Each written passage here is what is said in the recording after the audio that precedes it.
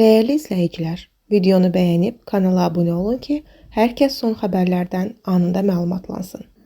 Cəlilabadda müəllim vəfat edib. Xəbər verilir ki, Cəlilabad rayonunun Albalan kənd sakini Əhməd Əhmədov Natiq oğlu uzun sürə xəstəlikdən sonra dünən vəfat edib. Qeyd edək ki, mərhum Azərbaycan Dövlət Pedaqoji Universitetinin Cəlilabad filialının 2015-2020-ci il məzunu olub. Tarix, coğrafiya ixtisası üzrə təhsil alıb. O, həmçinin hazırlıq kurslarında müəllim kimi fəaliyyət göstərib. O, ailəli idi. Allah rəhmət eləsin, yaxınlarının əzlərinə səbir diləyirik. Sumqayıtdan Üzeyir Hacıbəyli küçəsində avtomobil yolunda çökmə baş verib.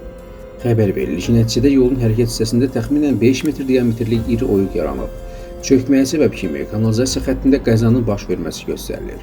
Ərazi aidiyyəti qurumlarının əməkdaşları cəlb olunub, hazırda təhlükəsizlik tədbirləri görülür və problemin aradan qaldırılması istiqamətində işlər aparılır.